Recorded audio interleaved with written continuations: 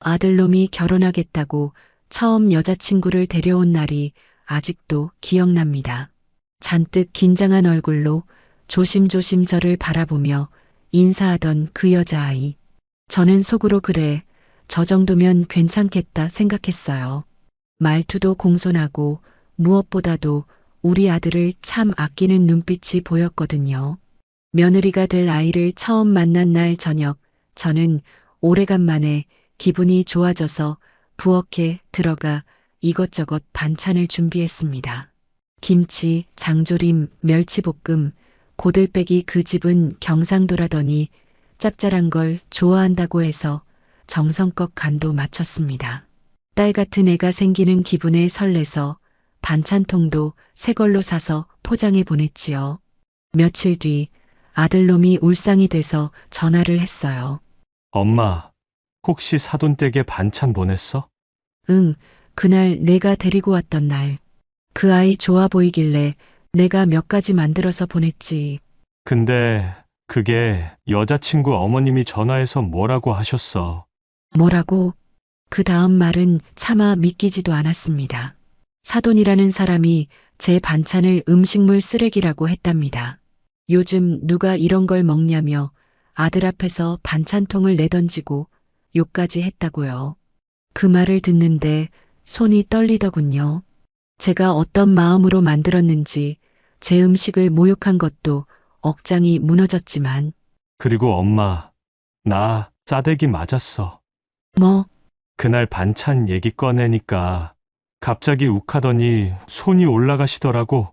누가 엄마 사돈인 내 장인어른 될 사람이 맛대가리 없는 반찬 보냈다고 내가 부모 교육을 못 받았대.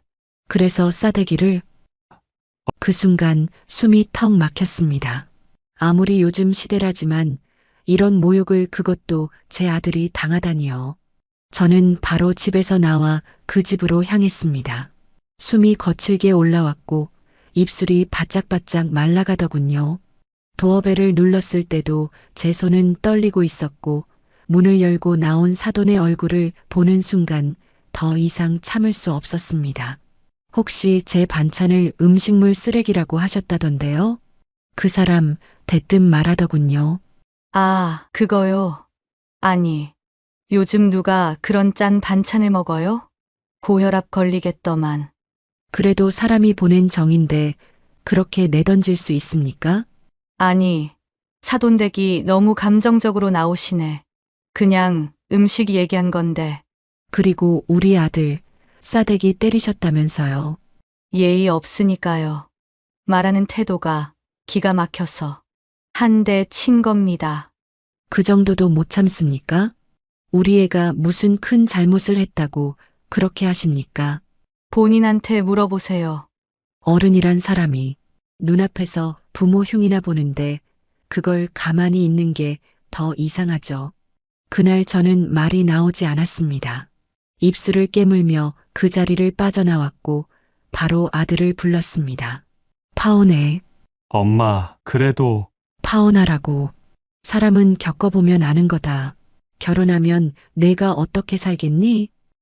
알았. 며느리 될 아이는 울면서 저한테 전화를 했습니다. 어머니, 제가 부족해서 이런 일이 생긴 것 같아요. 죄송합니다. 저는 그 아이에게 이렇게 말했어요. 내 잘못이 아니다. 하지만 내가 그 집안과 계속 연을 이어가면 평생 고생할 거다. 이건 너를 위한 선택이기도 하다. 그 뒤로 며느리 아이도 우리 아들도 꽤 힘들어했지만 시간이 지나면서 그 선택이 옳았다는 걸 알게 되었지요. 우리 아들은 지금은 직장 생활에 열심히 매달리고 있고 그 아이도 들으니 좋은 직장 구해서 새로운 인연을 만났다고 하더군요. 파혼 소식이 주변에 퍼지자 참 많은 말들이 오갔습니다. 아들의 회사 동료들은 이유도 모르고 뒷말을 돌렸고 사돈 쪽 친척들은 우리가 체면도 없이 파혼을 강행했다고 말하고 다녔습니다. 가장 마음 아팠던 건 사돈 쪽에서 제 아들을 두고 이렇게 말하고 다닌다는 소문이었어요. 지 멋대로 성질 부려놓고 파혼한 주제에 우리 딸 인생만 망쳤어. 여자 하나 행복하게 못해줄 남자였으면 처음부터 손도 대지 말았어야지. 이런 말들이 동네 어귀를 넘어 심지어 교회 모임에서도 들려오더군요. 심장이 쿵 내려앉는 느낌이었습니다. 그럼에도 불구하고 저는 꾹 참았습니다.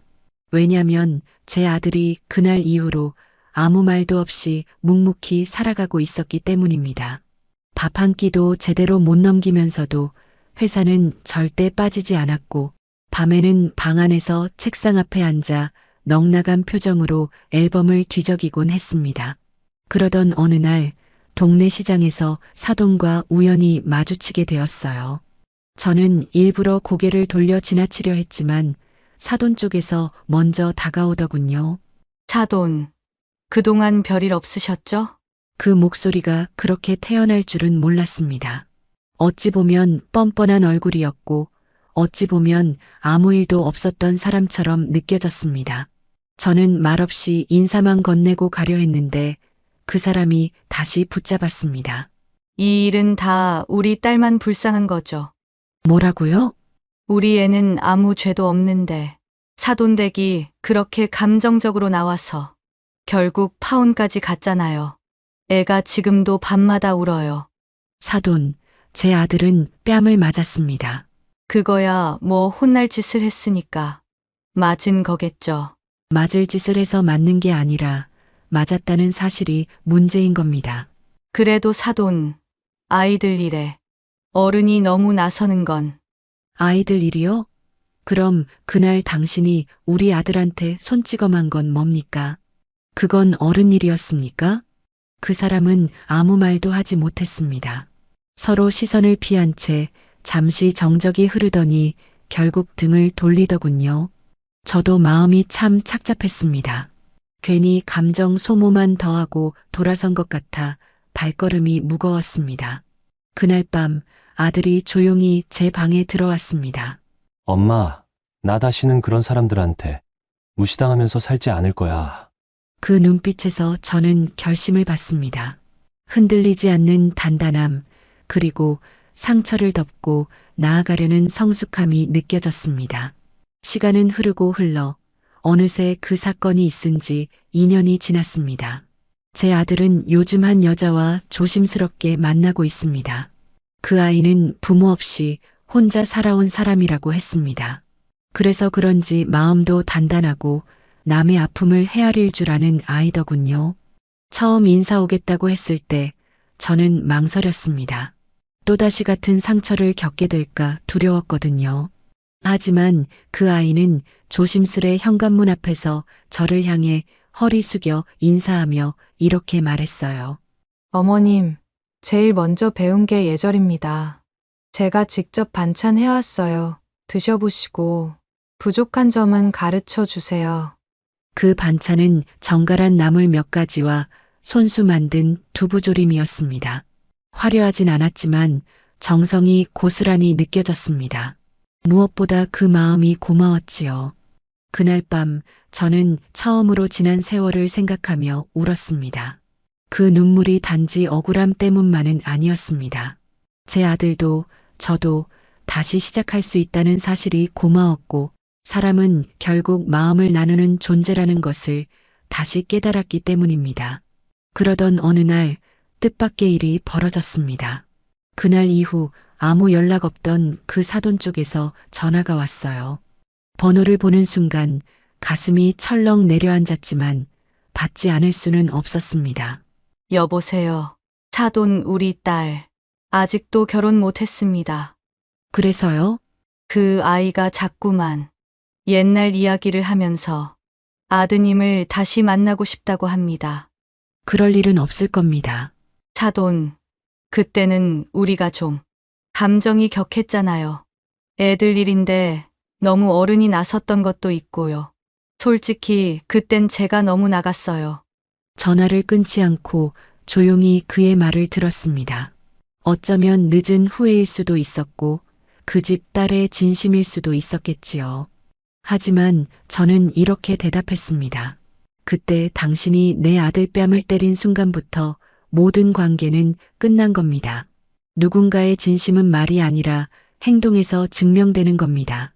그럼 정말 아이들에게 기회는 없는 건가요? 아이들보다 먼저 사과를 받아야 할 사람이 누군지는 더 잘 아실 겁니다. 그 전화 이후로 파혼한 며느리 어머니 쪽에서는 별다른 연락이 없었습니다. 저 역시 더 이상 어떤 대답도 하지 않았고 아들도 그 이야기를 꺼내지 않았습니다. 우린 그저 평소처럼 살았습니다. 아들은 새 직장에서 조금씩 자리를 잡아가고 있었고 저는 동네에서 손잡으러 다니는 친구들을 만나며 소소하게 일상을 보내고 있었죠. 그러던 어느 봄날 아들이 조심스럽게 말을 꺼냈습니다. 엄마, 결혼하고 싶어. 제가 눈을 들어 아들의 얼굴을 바라보니 그 눈빛엔 예전과 다른 무게가 담겨 있었습니다.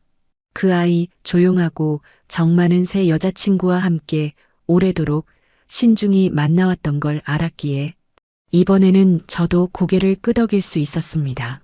결혼식은 조촐하게 진행됐습니다.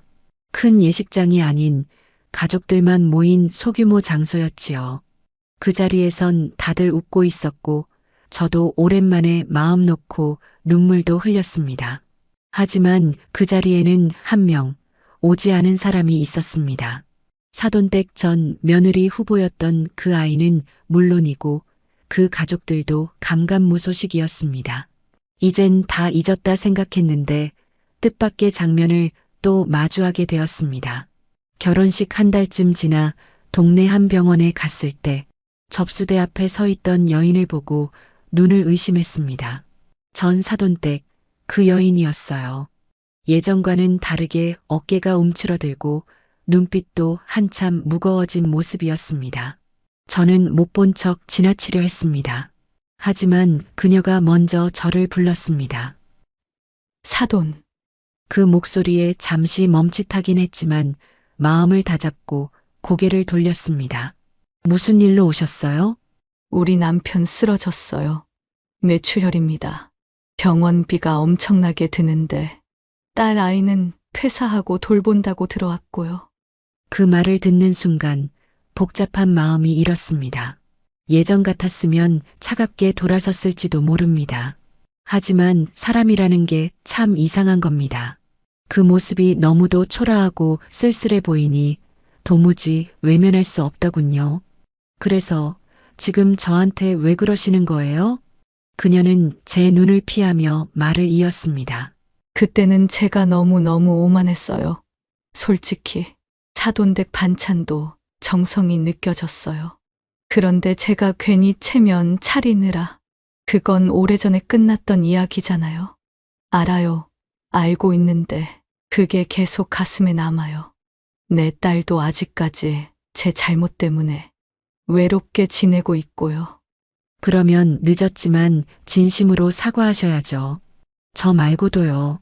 제 아들한테도요. 그녀는 고개를 끄덕였습니다. 혹시 아드님에게 편지라도 전해도 될까요? 그건 제 아들이 결정할 문제예요. 제가 대신 판단하진 않겠습니다.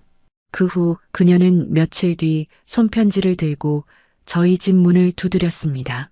저는 편지만 받고 아들이 퇴근할 때까지 아무 말도 하지 않았습니다. 그리고 저녁을 다 먹은 뒤 조용히 봉투를 내밀었죠. 누구한테 온 거야? 읽어봐. 아들은 망설이며 봉투를 뜯었습니다. 편지지에 빼곡히 써내려간 글을 한참이나 읽더니 가만히 눈을 감고 있더군요. 읽었어. 무슨 생각 들어? 그냥 시간이 이렇게 지나도 누군가가 후회할 수 있다는 게 놀라워. 넌 용서할 수 있겠니? 그건 아직 잘 모르겠어. 하지만 그 사람도 자기 딸도 나와는 상관없는 사람들이라는 건 확실해. 그 대답에 저는 안도하면서도 한편으론 마음이 아렸습니다. 누구나 실수는 할 수 있습니다. 하지만 그 실수가 누군가의 인생에 남긴 상처는 너무도 오래갑니다. 그리고 그 상처를 회복하는 데는 단순한 사과 한마디로는 부족한 것이 많지요. 그날 밤 저는 아들이 잠든 방 앞에서 조용히 서 있었습니다.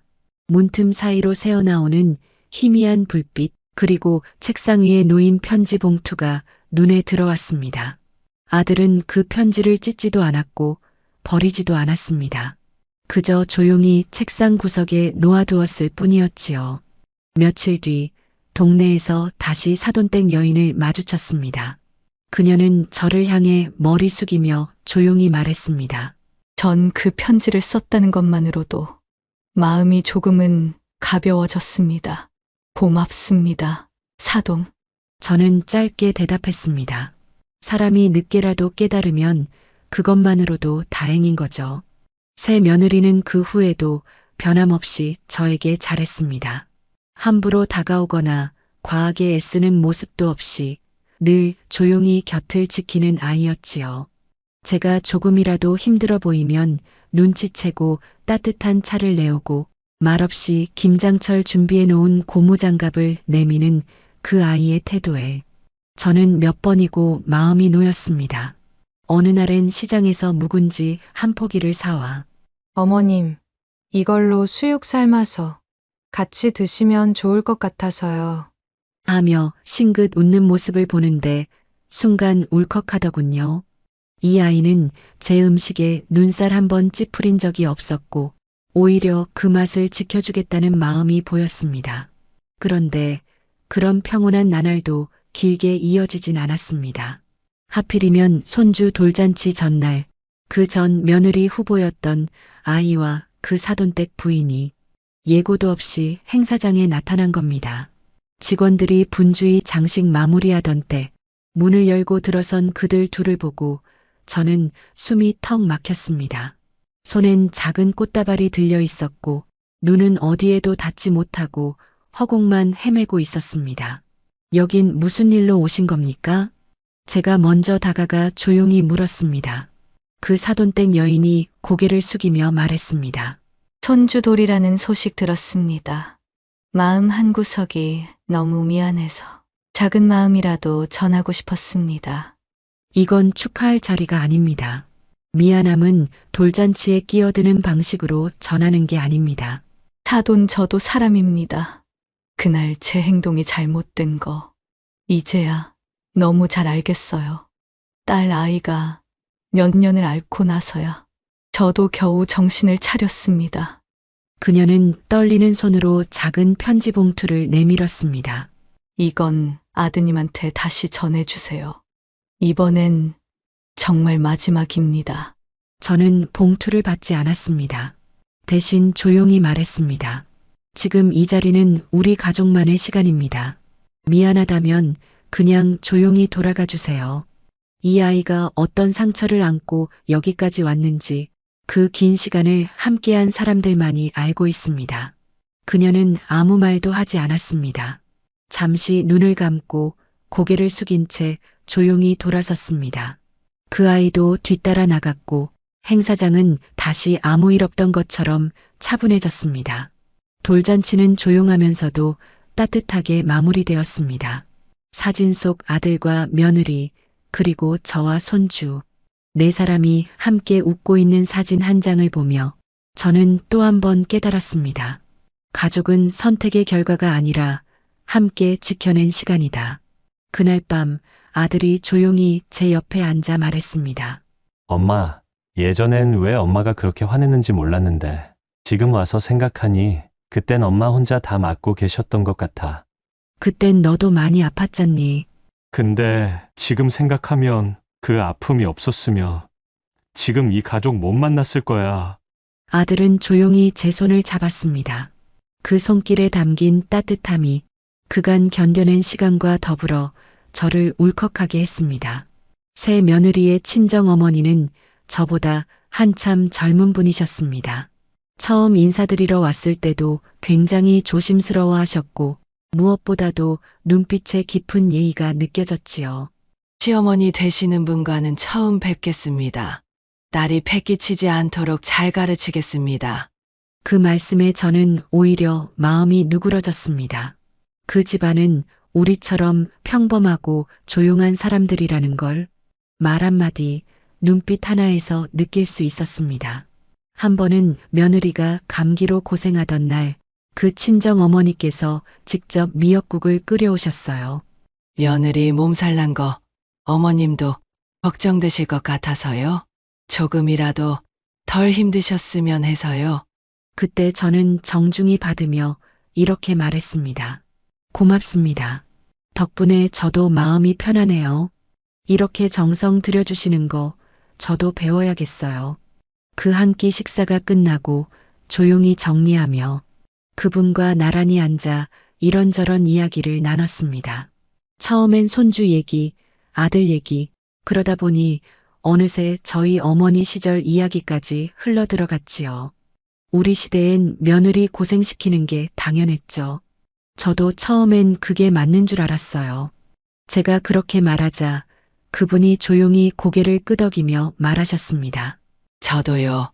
그래서 딸한테는 다르게 살게 해주고 싶었어요. 근데 오히려 그게 더 겁나더라고요. 혹시라도 제가 모르는 사이에 배 끼치는 게 있을까 싶어서요. 그런 걱정 마세요. 딸을 잘 키우셨다는 건 이 아이가 매일 보여줍니다. 저는 지금 제 며느리가 참 고맙습니다. 서로의 마음이 조금씩 닿아가던 그날 이후 저희는 자주 연락을 주고받으며 그야말로 함께 아이를 키우는 가족이 되어갔습니다. 처음엔 어색하고 불편했던 사돈이라는 관계도 이제는 따뜻한 온기를 지닌 동료가 되어 있었던 겁니다. 하지만 인생이란 게 참 신기한 게 평온할수록 작은 불씨 하나에도 예민해지는 순간이 오지요. 어느 날 손주 어린이집에서 작은 사건이 생겼습니다. 다른 아이와 장난감을 두고 다투다가 우리 손주가 살짝 밀렸고 이마에 작은 상처가 났어요. 그날은 제가 어린이집에 대신 데리러 간 날이었습니다. 얼굴에 상처 자국이 선명한 손주를 보자 마음이 철렁 내려앉았습니다. 선생님은 조심스레 설명했어요. 아이들끼리 장난감 가지고 실랑이를 하다가 서로 미는 바람에 이렇게 됐습니다. 바로 치료는 했고요. 죄송합니다. 아이들 사이에 있을 수 있는 일이라는 건 알지만 그날따라 저는 마음이 너무 아팠습니다. 아들이 퇴근하고 돌아왔을 때 제 얼굴을 보며 깜짝 놀랐지요. 엄마, 무슨 일이야? 손주, 오늘 이마 다쳤다. 뭐라고? 왜? 그날 있었던 일을 차분히 설명하려 했지만 감정이 앞서다 보니 조금 격해졌습니다. 어린이집이 뭐 이래? 어떻게 애가 다쳤는데? 바로 전화도 안 해? 그리고 그렇게 많은 애들 돌보는 곳에 왜 선생님 숫자는 부족한 건데? 며느리는 옆에서 가만히 듣고 있었고 마침내 조용히 말을 꺼냈습니다. 어머님, 저도 오늘 일 들었고 선생님한테 전화도 받았어요. 바로 병원도 다녀왔고요. 그 순간 제가 조금 민망해졌습니다. 며느리는 이미 다 알고 있고 다 조치했는데 저만 괜히 흥분한 셈이었으니까요. 미안해. 괜히 소란 피웠네. 아니에요. 어머님 입장에선 충분히 그러실 수 있어요. 손주는 우리 모두의 아이니까요. 그날 밤 저는 깊이 반성했습니다. 예전 같았으면 며느리 탓부터 했겠지만 이젠 그 아이가 얼마나 신중하게 살아가고 있는지 알기에 제 분노를 쉽게 옮길 수 없었던 겁니다. 다음 날 아침 반찬 2가지 싸서 며느리 손에 쥐어주며 말했습니다. 어제 내가 괜히 감정 앞섰다. 고맙다. 나보다 더 침착하게 아이 돌봐줘서. 며느리는 조용히 웃으며 말했습니다. 어머님 덕분에 제가 많이 배워요. 요즘은 어머님 말 한마디에 제 마음도 정리가 되거든요. 그 말에 가슴이 찡했습니다. 며느리를 가르친다는 마음은 이제 없었습니다. 대신 함께 살아가는 동료라는 마음, 그것이 제 안에 자리를 잡고 있었던 겁니다.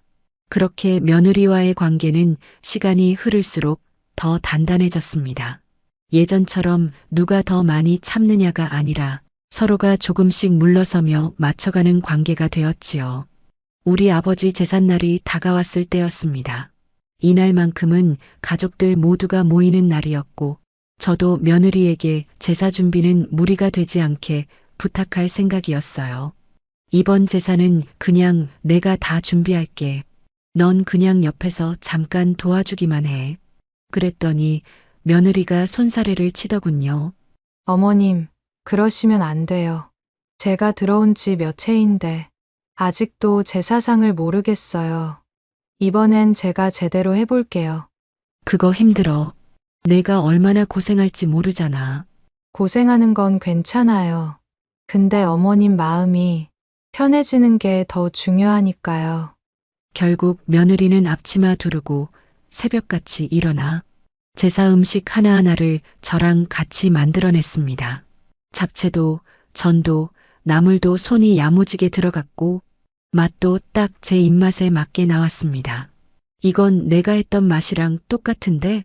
제가 그렇게 말하자 며느리는 수줍게 웃으며 말했어요. 어머님이 해주신 반찬 레시피 제가 다 적어놨거든요. 그걸 보고 그대로 따라했어요. 가슴이 울컥했지요. 누군가는 제 반찬을 음식물 쓰레기라 말했고 누군가는 그 맛을 기록해두고 따라하고 있었으니까요. 제사를 마치고 나서 작은 손님방에 앉아 며느리와 나란히 앉았습니다. 오늘 정말 수고 많았다. 어머님도요. 덕분에 저도 이젠 제사란 게 두렵지 않아요. 그래. 그럼 다음부터는 완전히 맡겨볼까? 그건 아직 무서워요. 다음엔 반반이요. 그 웃음소리에 저도 따라 웃었습니다. 며느리의 친정 어머니도 함께 참석하셨는데 저라는 모습도 어찌나 공손하고 단정한지 예전에 씁쓸했던 제사날 풍경과는 전혀 달랐습니다. 그날 저녁 가족들 모두가 둘러앉아 밥을 먹고 있는데 큰형님 부부가 조용히 다가와 말하셨습니다. 요즘엔 집안 분위기가 참 좋아졌어요.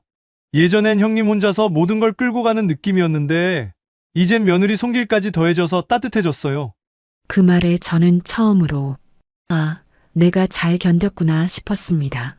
그리고 그 옆에서 고개 숙이며 음식을 덜고 있는 며느리를 바라보며 이 아이가 있어 참 다행이다 생각했습니다. 그런데 그렇게 평화로운 시간이 계속되던 어느 날 뜻밖의 전화 한 통이 걸려왔습니다.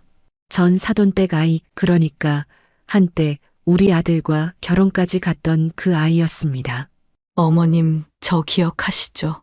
실례인 줄 알지만 혹시 아드님한테 제 이야기 전할 수 있을까요? 갑자기 왜? 이제서야 제 잘못이 뭔지 너무 선명하게 보여요. 그때 어머님께서 얼마나 참으셨는지도 제가 너무 미안해서, 정말 미안해서요. 그 말에 잠시 아무 대답도 하지 못했습니다. 시간이 이렇게 지나고 나서야 누군가가 무릎 꿇고 사과를 하는 건 정말 큰 용기가 필요한 일이라는 걸 알았기 때문입니다. 하지만 용서란 말 몇 마디로 쉽게 되는 일이 아니었습니다. 마음에 박힌 상처는 누군가의 미안합니다 한마디로 깨끗해지지 않으니까요. 그 이야기는 내가 전하진 않겠다.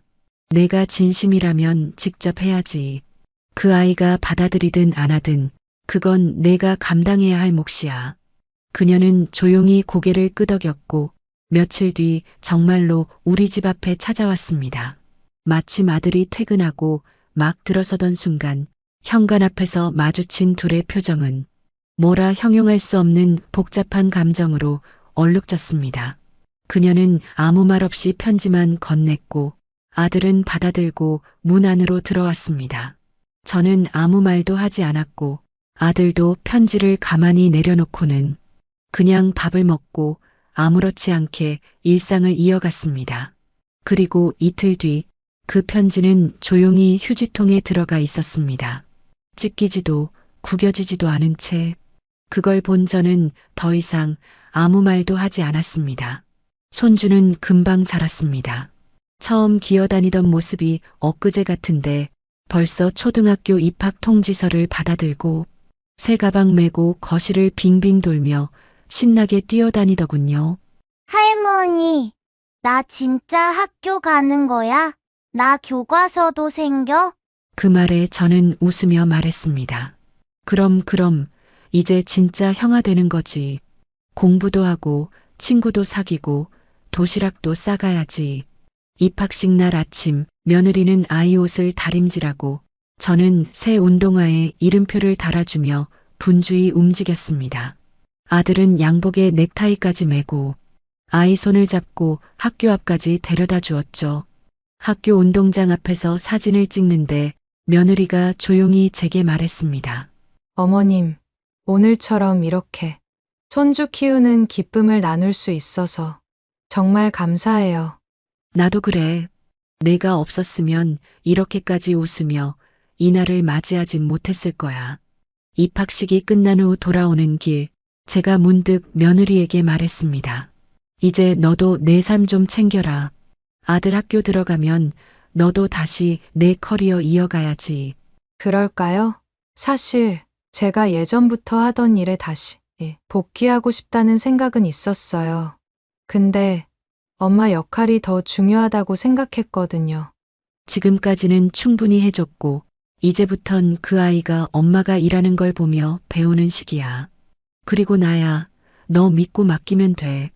그 말에 며느리는 한참을 말없이 고개를 끄덕이더니 그날 밤 다시 공부를 시작하겠다고 하더군요.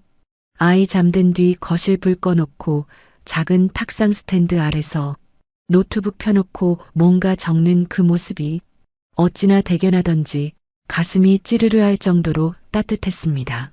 며칠 뒤 며느리는 집안일을 전보다 조금씩 줄이기 시작했습니다. 대신 그만큼 제가 할 일을 조금 더 떠맡았죠. 반찬을 더 자주 하게 됐고 아이 숙제도 함께 봐주게 됐고 밤에는 며느리 대신 아이 옆에서 책도 읽어주게 됐습니다. 할머니, 엄마는 왜 밤마다 공부해? 엄마는 너보다 더 열심히 사는 사람이야. 지금도 배우고 나중엔 더 멋진 엄마가 될 거야. 그럼 나도 할머니처럼 엄마 도와줄게. 그래, 우리 손주도 멋진 사람이 될 거지. 그렇게 우리 집은 다시 조용히 하지만 점점 더 단단한 집이 되어갔습니다. 며느리는 자신만의 커리어를 다시 쌓아갔고 아들은 그걸 응원해주며 더 적극적으로 가정을 보살폈습니다.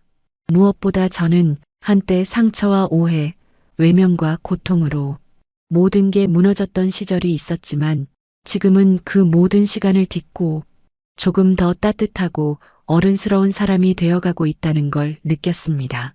그러던 어느 날 제가 몸살 기운이 있어 방에서 누워 있는데 며느리가 조용히 들어와 물수건을 이마에 얹어주며 말했습니다. 어머님, 괜찮으세요? 오늘 일은 제가 다 정리했어요. 아드님도 퇴근하고 올 거예요. 걱정 마시고 푹 쉬세요. 미안하네. 내가 얼마나 바쁜데. 어머님은 우리 가족의 기둥이세요. 기둥이 흔들리면 집이 무너지잖아요. 그러니 절대 무리하지 마세요.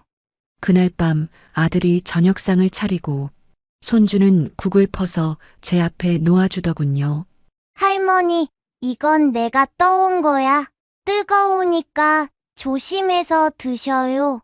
고맙다, 우리 손주.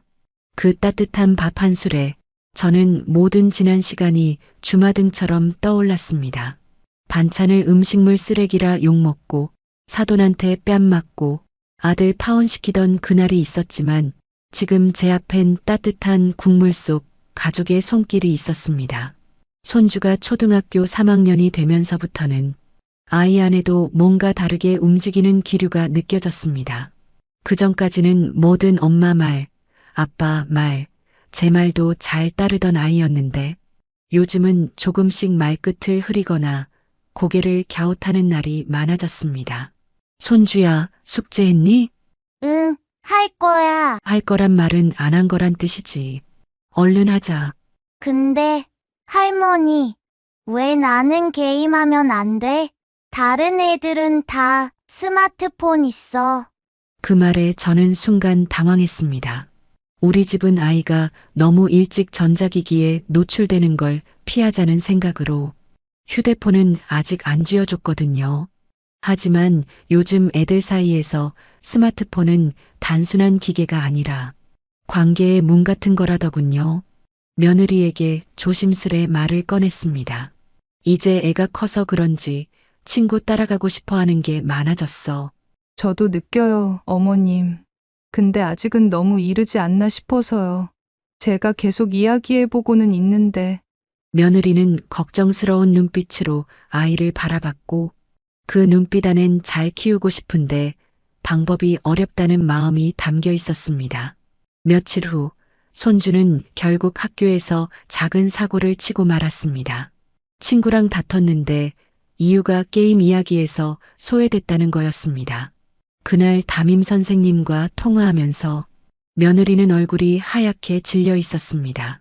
어머님, 제가 너무 조심만 한 건 아닐까요? 다른 애들은 다 하는데 우리 애만 안 된다고 하니 결국 애가 혼자였던 것 같아요. 걱정 마. 너처럼 신중한 엄마는 흔치 않아. 지금처럼 같이 상의하면서 천천히 풀어나가면 돼. 그날 저녁 가족 회의를 열었습니다. 아들과 며느리 그리고 저. 손주는 옆방에서 책 읽고 있었지요. 우리도 스마트폰 문제는 다시 생각해 봐야 할 것 같아. 막연히 안 돼 라고만 하면 애는 혼란스러울 수 있어. 맞아요. 그래서 일정 시간만 사용할 수 있게 제한을 두고 주는 건 어떨까 생각 중이에요. 그게 좋겠다. 그리고 처음 줄 땐 내가 직접 설명해 주면서 책임이 따른다는 것도 가르치면 좋겠고, 그렇게 해서 손주는 첫 휴대폰을 갖게 되었고, 며느리는 사용시간, 사용앱, 전자기기 예절까지 작은 책자까지 만들며 차근차근 가르쳤습니다. 처음엔 걱정도 많았지만 손주는 의외로 규칙을 잘 지켰고 무엇보다 친구들 사이에서도 자신감을 되찾아갔습니다. 며느리는 이 일 이후로 아이를 더 잘 이해하게 되었고 저도 요즘 세대 방식이라는 걸 부정적으로만 보지 않게 되었습니다. 어머님, 제가 많이 배워요. 처음엔 그냥 막아야 안전하다고 생각했는데 이제는 아이와 대화를 많이 해야겠다는 생각이 들어요. 그래. 애들 세상은 우리 때랑은 다르지. 우린 그냥 참으라고 했지만 이젠 소통하는 법부터 가르쳐야 해. 그렇게 가족은 다시 한 걸음 성숙해졌고 저는 그 속에서 묵묵히 뒤를 받쳐주는 역할을 기꺼이 받아들이게 되었습니다. 언젠가 손주가 이런 말을 했습니다. 할머니, 나는 커서도 가족이랑 같이 살고 싶어. 왜? 친구들이랑 따로 살고 싶지 않아? 응, 우리 집이 제일 따뜻하니까 엄마도 할머니도 다 있어서 나는 혼자 있는 게 싫어. 그 말에 저는 목이 콱 메었습니다. 가족이란 게 이런 거겠지요. 서로 다르고 생각도 부딪히지만 결국 가장 편안하게 숨 쉴 수 있는 울타리. 며느리와 나는 이제 더 이상 그저 시어머니와 며느리가 아닙니다. 같은 방향을 바라보며 한 아이를 키워내고 있는 진짜 가족입니다. 그해 겨울은 유독 추웠습니다. 눈도 많이 왔고 바람도 매서웠지요. 평소엔 감기 한 번 안 걸리던 제가 자꾸 기침이 심해지고 몸이 으슬으슬 떨리기에 그냥 지나치면 안 되겠다 싶어 병원을 찾았습니다. 간단한 내과 진료일 줄 알았는데 의사는 심각한 표정으로 검사 결과를 보여주며 말했습니다. 폐렴 증상이 있으십니다. 나이도 있으시니까 입원해서 치료받는 게 좋겠습니다. 순간 머리가 하얘졌습니다. 입원이라는 단어가 낯설게 들렸고 이제 나도 약한 사람이구나 하는 생각이 들었지요. 며느리에게 연락하자 일하던 걸 멈추고 바로 병원으로 달려왔습니다. 그 조그만 얼굴에 눈물부터 고였습니다. 어머님이 어떻게 아프세요? 제가 뭘 놓친 거죠? 왜 더 빨리 못 알아봤을까요? 야야, 그런 말 마라. 내가 괜찮다고 너무 오래 버텼던 거야. 며느리는 손수 입원 수속을 밟고 아들한테도 연락해서 퇴근하자마자 병원으로 오게 했습니다. 그날 저녁 가족 셋이 병실에 함께 앉아 저녁밥을 나눠 먹으며 이런 대화를 나눴습니다. 엄마, 병원밥 너무 싱겁지 않아? 나야 원래 짠 거 안 좋아해서 괜찮아. 그래도 엄마 반찬이 세상 제일 맛있었는데 이렇게 누워 계시니까 괜히 마음이 이상해. 엄마, 이제부터는 저희가 차려드릴게요. 이제는 쉬세요. 그동안 너무 혼자 애쓰셨잖아요. 그 말을 들으니 이제는 정말 제 자리를 물려줄 시간이 다가온 것 같았습니다. 한때는 모든 걸 제가 앞장서서 해야만 돌아가던 집안이었는데 이제는 며느리와 아들이 나서서 제가 없는 자리를 자연스럽게 메꾸고 있었던 거죠. 입원 한 며칠 동안 며느리는 매일 아침 저보다 먼저 병실에 도착해 있었습니다. 제가 자는 동안 조용히 수건을 갈고 간호사에게 상태를 묻고 심지어 병실 창가에 작은 화분까지 놓아두었더군요. 어머님, 이 화분 있으면 마음이 좀 편해지실 것 같아서요. 햇빛 잘 드는 자리니까 잘 자랄 거예요. 넌 어쩜 이렇게 마음을 써주냐. 참 고맙다, 우리 딸. 그 말에 며느리는 잠시 멈칫하더니 눈을 동그랗게 뜨며 웃었습니다. 지금 딸이라고 하셨어요? 그래, 내 진짜 딸이지. 누가 뭐래도. 그 순간 눈물이 왈칵 쏟아졌습니다. 그애도 저도 긴 시간을 돌아서 드디어 이 자리에 도착한 느낌이었습니다. 퇴원 후 집으로 돌아온 날 며느리는 말없이 제 이부자리를 정리해주고 아들은 퇴근길에 들른 시장에서 제가 좋아하는 쪽파를 한 단 사왔습니다. 엄마 이거 드셔야 힘나지. 지금은 쉬셔야 하니까. 이건 내가 무쳐볼게. 내가 파김치를 엄마가 예전에 알려준 그 레시피 그대로 할게. 그날 저녁 어색한 손맛이지만 정성이 가득한 파김치를 앞에 두고 우리 세 사람은 말없이 밥을 먹었습니다. 그 조용한 식탁 위에 그 어떤 말보다 큰 사랑이 흘러넘치고 있었습니다. 며느리는 이젠 제게 도움을 받는 사람이 아니라 제 곁을 함께 지키는 사람으로 자리 잡았습니다. 그리고 저는 이제는 조용히 뒤에서 그 아이들이 잘 살아가도록 응원하는 역할이 되었지요. 시간이 흐르며 손주는 훌쩍 자랐습니다. 이제는 제 키를 훌쩍 넘겼고 목소리도 변해 있었습니다. 중학교에 입학한 뒤로는 방에서 나오는 시간이 줄었고 말수도 부쩍 줄었습니다. 할머니, 밥 됐어요? 응, 다 됐다. 나와서 먹어. 그냥 나중에 먹을게요. 예전 같으면 뛰어나와 밥상 앞에 앉던 아이가 요즘은 밥도 늦게 먹고 눈도 잘 안 마주치려 하니 처음엔 당황스럽기도 하고 서운하기도 했습니다. 며느리도 마음이 복잡한 듯 보였습니다. 어머님, 요즘 얘가 말을 안 들어요. 학교 얘기도 안 하고 친구 얘기도 안 해요. 뭘 좋아하는지도 모르겠고요. 제가 뭘 어떻게 해야 할지 모르겠어요. 저는 조용히 말했습니다. 나도 너랑 똑같은 시기를 겪었어. 내 남편, 그러니까 우리 아들도 중학생 땐 눈만 마주치면 방에 들어갔거든. 근데 그런 시기가 꼭 있어. 그럴 땐 억지로 끌어내려 하지 말고 그 아이가 문을 열 때까지 기다려야 해. 며느리는 한숨을 쉬며 고개를 끄덕였습니다.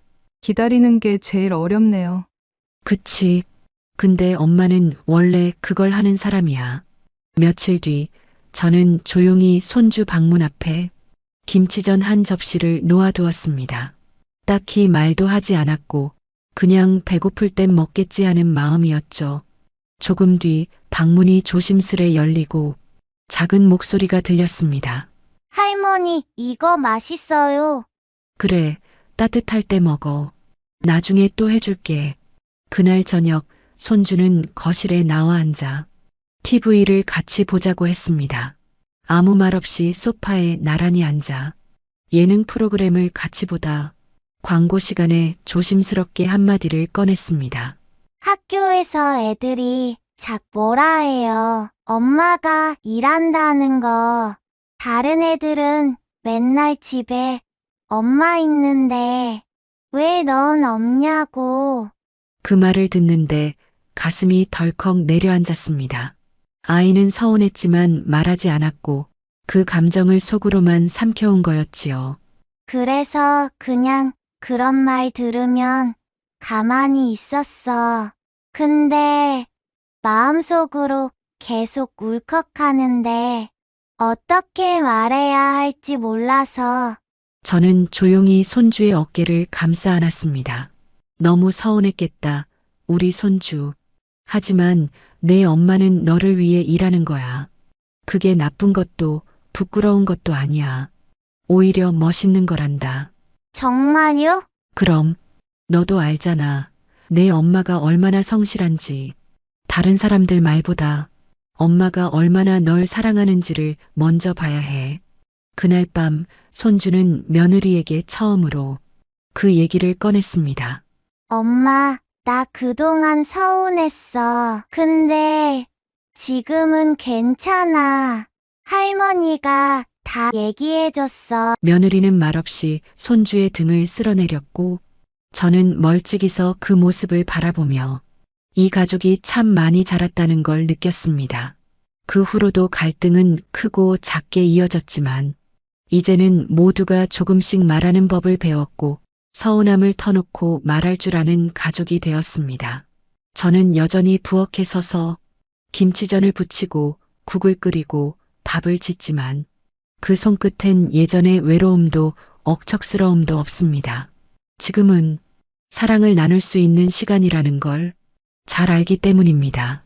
그렇게 평온하게 흘러가던 일상이었는데 어느 날 아침 눈을 뜨는데 몸이 이상했습니다. 팔이며 다리가 내 몸이 아닌 것처럼 저릿했고 몸을 일으키려 해도 중심이 잡히지 않았습니다. 겨우 부엌에 나가려다 식탁 모서리에 허리를 찢고 그 자리에 주저앉아 버렸습니다. 소리를 지를 힘도 없었는데 다행히 그날은 며느리가 재택 근무를 하던 날이었습니다. 어머님 괜찮으세요? 놀라서 달려온 며느리는 제 상태를 보고 바로 구급차를 불렀습니다. 병원에서 검사를 받고 의사의 말을 들었을 때 머릿속이 하얘졌습니다. 뇌경색 초기 증상입니다. 지금은 빠르게 대처하셔서 큰 이상은 없지만 앞으로는 관리가 매우 중요합니다. 장기적인 회복과 재활이 필요합니다. 그 말을 듣고 며느리는 바로 자리에서 일어나 제가 당장 요양보호사 자격 공부를 다시 시작하겠습니다. 제 손으로 어머님을 돌볼 수 있도록 준비할게요. 하고 말했습니다. 아들은 조용히 제 손을 잡고 말했지요. 엄마, 이번엔 저희가 엄마 인생을 지켜드릴게요. 그동안 엄마가 다 감당해왔잖아요. 이제 저희 차례예요. 입원한 병실에서는 예전처럼 제가 밥상을 차려주지 않아도 매 끼니 누군가가 따뜻한 밥과 국을 챙겨왔습니다. 며느리는 출근 전에 반찬을 싸오고 아들은 밤마다 병실 소파에 앉아 제 손을 꼭 잡아주었습니다. 손주는 학교 끝나면 와서 조용히 책을 읽으며 옆에 앉아 있었습니다. 그리고 어느 날 제 손을 꼭 잡으며 말했습니다. 할머니, 내가 의사가 될까 봐요. 할머니처럼 아픈 사람들 고쳐주는 사람이 되면 할머니도 덜 아프실 것 같아요. 그 말에 저는 그만 눈물을 터뜨리고 말았습니다. 작은 손에 기대어 흘린 눈물이었지만 그 안엔 평생의 후회도 고마움도 사랑도 다 담겨 있었습니다.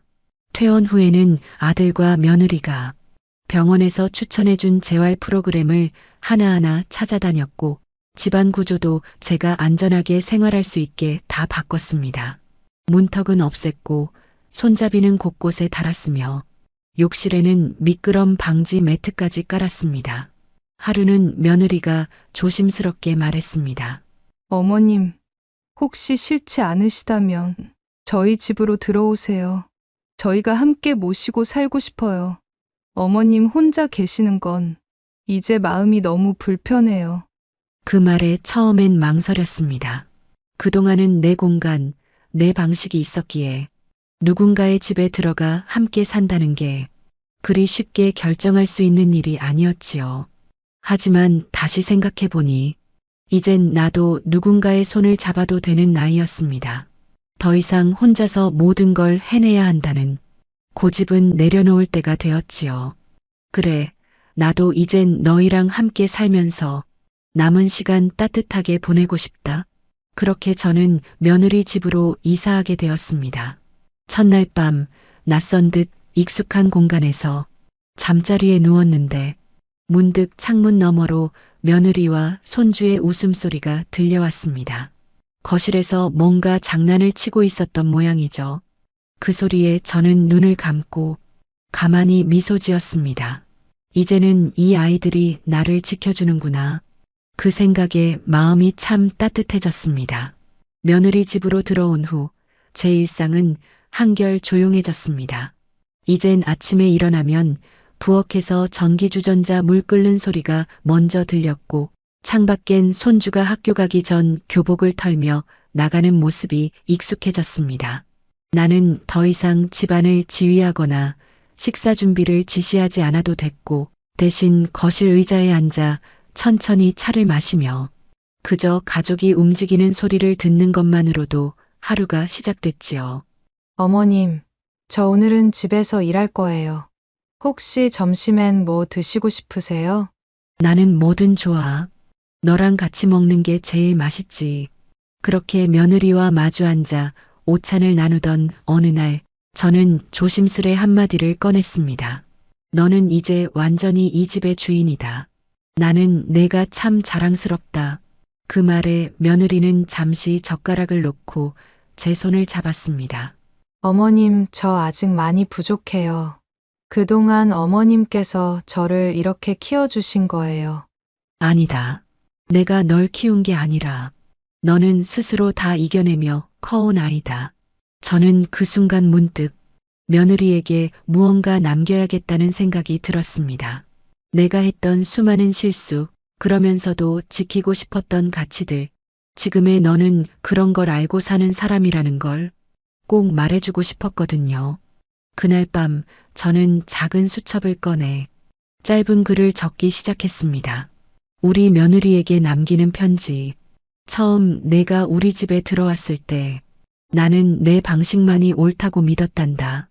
그래서 너를 몰아붙이기도 하고 가끔은 너무 많이 참으라고도 했지. 하지만 지금 생각하면 그건 내가 어머니라는 자리에서 겁이 났기 때문이었다. 지금의 넌 내 딸보다 더 딸 같은 사람이고 내가 말로 하지 못한 수많은 고마움이 내 밥 짓는 손끝, 아이를 쓰다듬는 눈빛에서 전해졌단다. 그러니 앞으로도 주저하지 말고 내가 생각하는 대로 살아라. 이미 너는 내가 배울 만큼 다 이룬 사람이니까. 그 편지를 접어 조용히 며느리의 머리맡 서랍에 넣었습니다. 그리고 다음 날 며느리는 그 편지를 발견한 듯 아침 식사 준비 도중 저를 꼭 안아주었습니다. 어머님, 저도 언젠가 이런 어머님이 될 수 있을까요? 이미 그러고 있잖아. 나는 이제 걱정 안 해도 돼. 시간이 더 흘러 손주는 고등학교에 입학했고 아들은 승진을 했고 며느리는 작지만 자신만의 강연 프로그램을 운영하는 사람이 되었습니다. 나는 점점 말수가 줄었고 대신 웃는 일이 많아졌지요. 이따금 동네 경로당에서 친구들이 말하곤 했습니다. 너희 집은 참 복 받았다. 며느리가 그렇게 살갑다며? 그래. 나는 지금 내 딸보다 더 딸 같은 며느리랑 살고 있지. 예전에는 그런 말을 듣고도 어쩐지 체면처럼 느껴졌지만 이젠 그런 말이 그냥 진심으로 다가왔습니다. 그리고 어느 늦가을 오후 햇볕 좋은 날 거실 창문 너머로 며느리와 손주가 마당에서 낙엽을 쓸고 있는 걸 바라보다가 문득 생각했습니다. 이제 나는 이 집의 중심이 아니라 이 집의 뿌리가 되어야겠구나. 그렇게 시간이 지나 어느덧 겨울이 오기 직전이었습니다. 아침마다 손끝이 저릿했고 심장이 불규칙하게 뛰는 날이 잦아졌습니다. 전엔 하루 종일 걸어도 멀쩡하던 다리가 이제는 현관앞 몇 걸음만 걸어도 숨이 찼습니다. 병원에 다녀온 날 의사는 차분히 말을 꺼냈습니다. 심장 기능이 많이 약해졌습니다. 약으로는 최대한 조절하고 있지만 이제는 조심스럽게 생활하시면서 무리하지 않도록 하셔야 합니다. 그 말을 들었을 때 저는 의외로 담담했습니다. 그래, 이제는 내 시간이 조금씩 하루하루 다르게 흐르고 있다는 걸 몸이 먼저 말해주고 있었던 겁니다. 그날 밤 저는 며느리에게 처음으로 제 장래 이야기를 꺼냈습니다. 나중에 일이 생기면 말이다. 시끄럽게 하지 말고 소박하게 집 근처 절에서 조용히 치러주면 좋겠다. 어머님, 그런 말씀 마세요. 아직 멀었어요. 우리 손주 결혼식도 보셔야죠. 그럴 수 있다면 참 좋겠지. 근데 사람 인생이란 게 참 알 수 없잖니. 그날 며느리는 아무 말 없이 제 손을 꼭 잡았습니다. 그 따뜻한 손 안에서 수많은 감정이 오고 가는 걸 느꼈습니다. 며칠 뒤 저는 제 서랍 깊숙이 넣어두었던 사진 몇 장과 오래된 반지, 편지 봉투 하나를 꺼냈습니다. 사진 속엔 젊은 시절의 제 모습, 그리고 어린 아들, 그 옆에 지금은 세상을 떠난 제 남편이 있었습니다. 이제 이 사진들을 누구에게 어떻게 남겨야 할지를 생각했습니다. 한참을 고민하다 작은 상자 하나에 조심스레 다 담고 편지를 썼습니다. 나의 며느리에게. 너는 내 삶의 가장 마지막 계절에 찾아온 봄이었다. 처음엔 참 바람만 가득한 관계였지만 조금씩 아주 천천히 너는 나를 따뜻하게 데워주었단다. 너는 내 반찬을 사랑해줬고 내 아들을 사람답게 살아가게 했고 내 손주를 누구보다 따뜻한 품으로 키웠지. 나는 내가 있어서 외롭지 않았다. 그 말 한마디면 내 삶은 충분히 따뜻했다. 그 편지를 사진과 함께 서랍 위에 조용히 올려두었습니다. 그리고 며칠 뒤 며느리는 그 상자를 발견하고 한참을 조용히 눈물을 흘렸습니다. 아무 말도 없이 제 곁에 앉아 제 무릎에 머리를 기대고 조용히 말했습니다. 어머님, 이제 제가 어머님의 삶을 이어갈게요. 언제나처럼 따뜻하고 묵묵하게. 그날 이후 저는 하루하루를 조금 더 천천히, 조금 더 가볍게 살아갔습니다. 새벽이면 여전히 눈은 먼저 떠졌고 창밖 나무가 바람에 흔들리는 걸 한참 바라보다가 가끔은 혼잣말처럼 이런 말을 했습니다. 오늘도 살아있다. 참 다행이다. 며느리는 아침마다 따뜻한 미음을 끓여줬고 손주는 저에게 책을 읽어줬습니다. 아들은 퇴근할 때마다 조용히 앉아 제 무릎에 손을 얹고 말했습니다. 엄마, 우리 집은 지금도 엄마 품 안 같아. 저는 그 말을 들으며 속으로 조용히 대답했습니다. 그래, 내가 품이 되어 남을 수 있다면 그것만으로도 좋은 인생이다. 그렇게 시간은 조용히 그러나 멈추지 않고 흘렀습니다. 어느새 봄이 지나고 여름이 왔고 제 몸은 점점 더 자주 누워 있어야 하는 시간이 늘어났습니다. 호흡은 짧아졌고 심장은 쉽게 지쳤습니다. 예전엔 마당에 나가 손주 자전거 타는 걸 바라보는 게 일상이었는데 이젠 창문을 열고 앉아 햇빛만 바라보는 것조차 벅찬 날이 있었습니다. 하지만 이상하게도 두렵지 않았습니다. 오히려 평온했습니다. 내가 이 집에서 이 사람들 곁에서 참 많이 웃고 많이 용서하고 많이 사랑받았다는 걸 알기에 이제는 떠날 준비도 천천히 온전히 할 수 있었습니다. 어느 날 밤 숨이 깊어지고 몸이 무거워졌던 그 순간 저는 아들에게 작은 부탁을 했습니다. 내가 말이야, 내일쯤엔 손주 얼굴도 보고 싶고 내가 결혼식 때 했던 그 얘기 다시 한번 듣고 싶다. 엄마, 그런 소리 하지 마. 아직 시간 많아. 아직 같이 밥도 먹고 산책도 해야지. 아니야. 이제는 내가 먼저 너희 눈을 마주보며 인사하고 싶어서 그래. 그 말에 아들은 눈을 꾹 감고 한참을 말이 없었습니다. 그 다음 날 며느리와 손주, 아들 모두 제 병상 옆에 앉았습니다. 작은 병실 안엔 바람 소리도 외부 소음도 들리지 않았고 오직 우리 가족의 숨결만 조용히 오갔습니다. 저는 힘겹게 손을 뻗어 며느리 손을 잡았습니다. 우리 딸 정말 고생 많았다. 내가 잘했다고 느끼는 인생 중 가장 확실한 하나가 너를 며느리로 맞은 거야. 며느리는 고개를 숙이고 조용히 눈물을 떨구었습니다. 그리고 너, 내 아들아. 처음엔 너무 어리게만 봤는데 이젠 내가 너한테 기대고 살아왔더라. 참 좋은 남편, 참 좋은 아빠 됐더라. 아들은 눈물 섞인 목소리로 말했습니다. 엄마, 나 아직도 엄마한테 혼날 일 많아. 엄마 없으면 어떡하라고. 괜찮다. 내가 없어도 너흰 다 잘 해낼 거야. 그리고 마지막으로 손주의 손을 꼭 잡았습니다. 그 손이 참 따뜻했어요. 우리 손주야. 넌 앞으로도 사람 마음 따뜻하게 보는 사람이 돼야 해. 공부보다 더 중요한 건 내 옆 사람을 이해하고 품을 줄 아는 거란다. 손주는 눈을 붉히며 고개를 끄덕였습니다.